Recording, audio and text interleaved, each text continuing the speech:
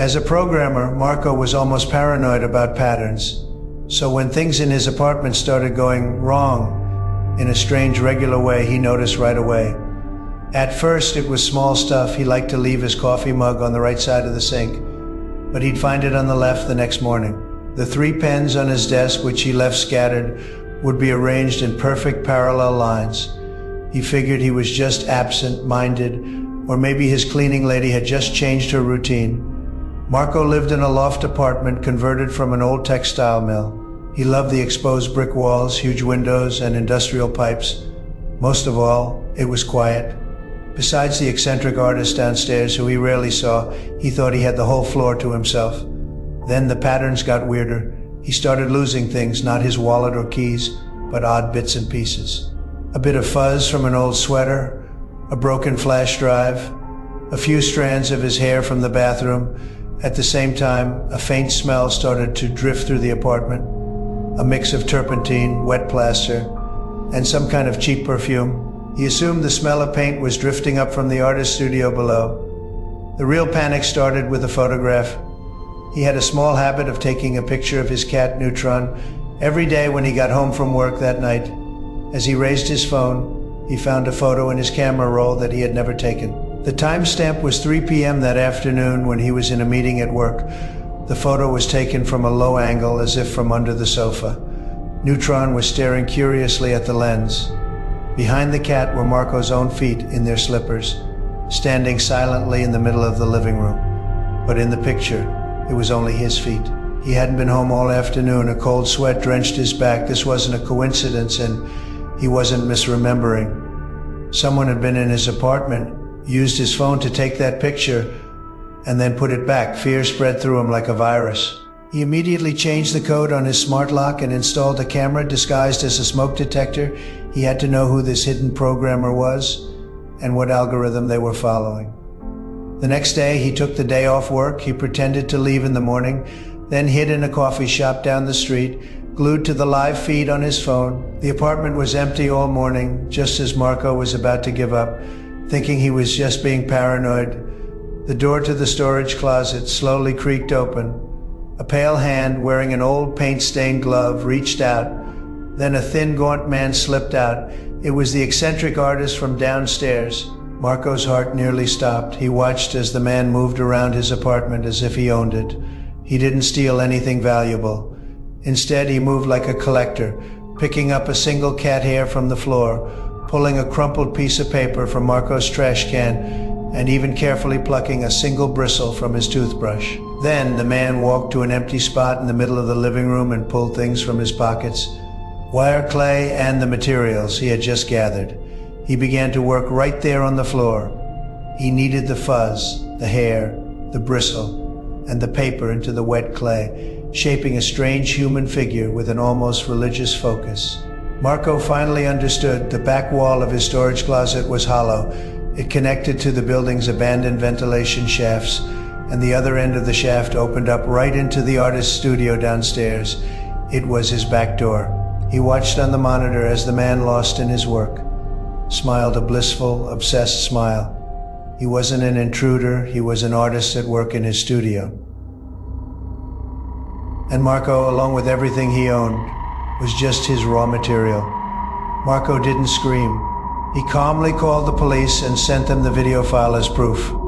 When the police arrived, the artist was still completely focused on his creation.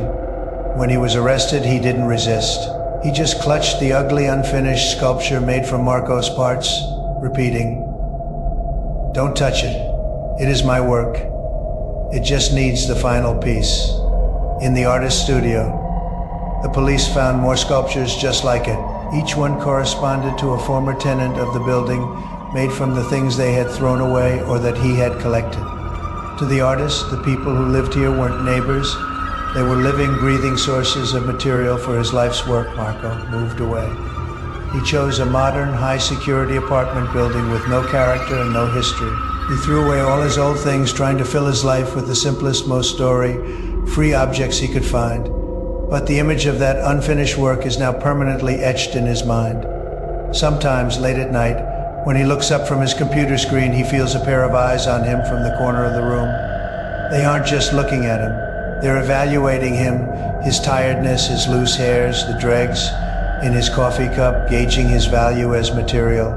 He knows he's safe now, but the feeling of being deconstructed, of being seen as nothing more than raw material, is like an unfinished program stuck in an infinite loop inside his head.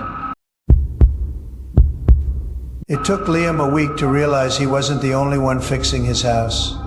As a freelance data analyst with severe insomnia, Liam was extremely sensitive to the slightest change in his environment. He rented the old house in the suburbs for its remote quiet. The annoying, endless drip from the kitchen faucet was the #1 enemy of his sleep. He planned to fix it himself over the weekend, but on Wednesday morning he woke up to absolute silence. The dripping was gone. He rushed to the kitchen and found the faucet was screwed on tight, not leaking a single drop.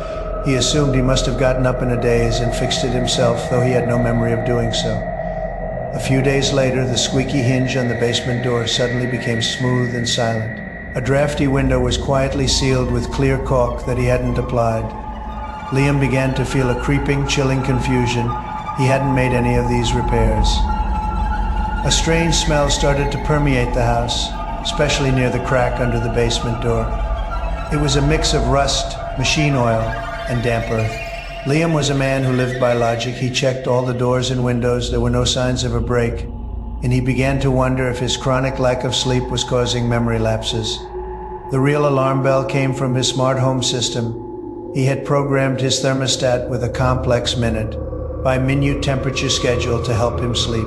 One night, he discovered the program had been altered just slightly to make it more energy efficient during the night. It was an optimization he had never thought of himself. This wasn't a memory lapse. This was data tampering. Someone or something was caring for the house and for him in an almost obsessive way. He needed proof. That weekend, a storm knocked out the power to the entire neighborhood. As Liam fumbled in the dark for candles, a loud engine roar erupted from the basement. His backup generator had started. Liam's blood ran cold. He was certain the generator was broken. He had never even touched it. Now it was powering his house in the middle of a storm. This was the proof he needed. He grabbed the heaviest metal flashlight he owned and walked step by step to the basement. The smell of rust and oil was overwhelming. He found the iron door to the old boiler room, which should have been locked, slightly ajar. He shoved the door open, piercing the darkness with the beam of his flashlight. Next to the humming generator stood a man, an old, thin man covered in grease. He was holding a wrench, intently tightening a bolt on the machine. He heard the noise and slowly looked up. His face showed no fear, only a deep, weary annoyance, like a professional who had been interrupted by an amateur. "If you didn't change the oil soon, this thing would have been toast," the old man said, his voice hoarse, as if he hadn't spoken to anyone in a long time. "You renters, you never care if the house lives or dies." The police investigation revealed a story like an urban legend. The old man was the original owner's son, a reclusive handyman who had disappeared after the house was sold. In reality, he had never left. He had been living in the house's forgotten boiler room and its complex network of crawl spaces. He saw himself as the house's doctor and its immune system. He silently fixed every problem the tenants ignored: a leaky faucet, a squeaky door, a faulty generator. He wasn't invading, he was fulfilling his duty as its guardian. Liam moved out immediately. He could no longer see the house as an inanimate structure. To him, it had become a giant, living organism, and the man was the white blood cell flowing silently through its veins, making repairs. He moved into a brand new modern apartment, but his insomnia got worse. Now, whenever he hears the hum of the refrigerator's compressor or the gurgle of water in the pipes late at night, his eyes snap open in terror. He can't shake the feeling that it is not the sound of a machine. It is the sound of the silent repairman, just on the other side of the wall, quietly keeping the building alive. Noah, a painter, moved into the old top-floor studio in search of inspiration. He was stuck in a creative rut, and every inch of white on his canvas seemed to mock his emptiness. The studio had a huge skylight and a mottled brick wall. The previous tenant, a mysterious sculptor, had vanished a year ago, leaving the space completely empty. Noah soon discovered he wasn't the only one creating in the studio. At first, he thought it was his imagination. He would find the edge of a paint color on his palette, smoothed out by an unseen finger. A brush that should have been dry would be moist and supple the next day. He blamed it on the humidity and his own absent-mindedness. Then things became impossible to explain. One night, frustrated, he crumpled up a half-finished sketch he considered a failure and threw it in the trash can in the corner. The next morning, he found the sketch uncrumpled and laid flat on his easel.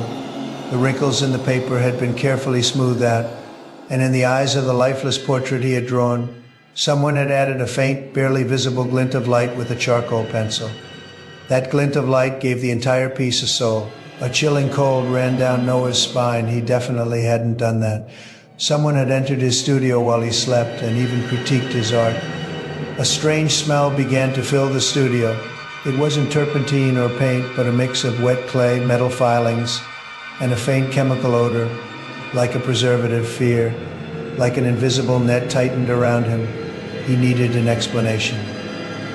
He bought a tiny motion-activated camera and hid it behind a sculpting stand in the studio. He had to catch this ghost artist.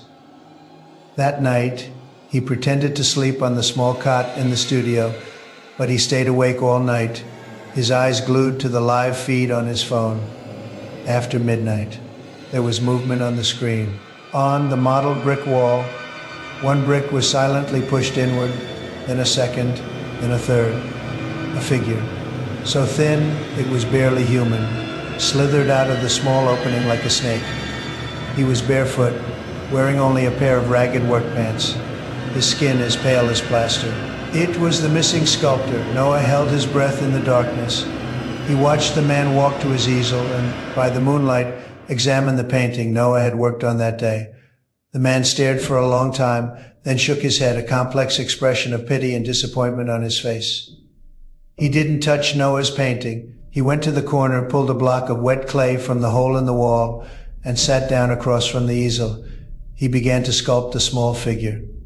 His movements were precise and elegant, as if performing a sacred ritual. The figure he was sculpting was the same model from Noah's painting, but his work was filled with the power and emotion that Noah's lacked. He wasn't imitating or correcting. He was, in his own way, having a dialogue with Noah's imperfection. Noah could no longer stand the bizarre confrontation. He shot up from the bed and turned on the lights.